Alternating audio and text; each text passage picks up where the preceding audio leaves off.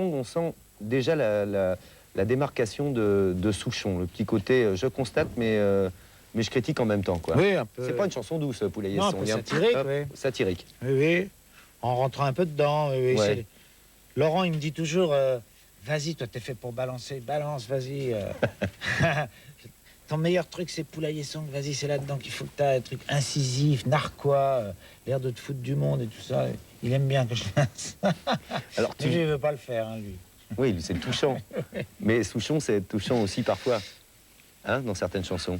C'est celle qui fonctionne aussi. Alors, qu'est-ce que tu penses de cet album? C'est vraiment l'album Jamais Content. C'est l'album de la maturité. C'est un album important. Mangé, là. Bon, Non, c'est rien, j'ai pris un petit coup de rap sur les ongles.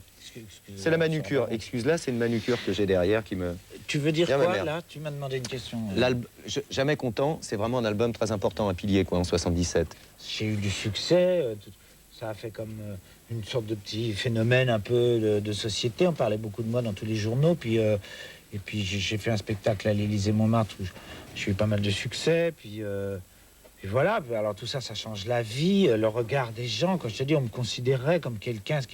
Avant, j'étais tellement perdu sur la terre. Je me disais, mais qu'est-ce que je vais faire? Rien ne m'intéresse et tout. Puis d'un seul coup, dans la rue, les gens me souriaient, disaient bonjour, ah, j'aime bien ce que vous faites et tout. Bon, bah ça te donne une raison de vivre, quoi.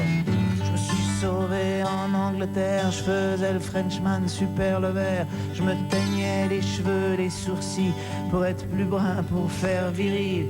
Carrément débile, je trouve pas mon style. Carrément débile, je trouve pas mon style. Oui, j'aimais bien cette chanson. Mais je vais la faire, je crois, à la place. J'adore. 1977, autre événement important, Laurent Voulzy va devenir à son tour une vedette avec Rock Collection. C'est en 77? Ouais. Ah, j'aurais dit avant.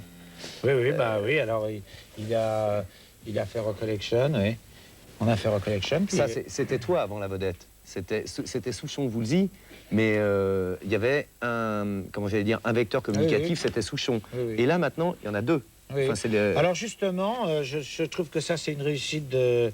Un truc, réussite, c'est un mot que j'aime pas, c'est un truc satisfaisant dans ma vie, c'est que dans ma vie, je connais pas son point de vue, mais ça doit être la même chose. En fait, on a toujours été très concernés par ce que faisait l'autre, et plus il avait de succès, plus j'étais content.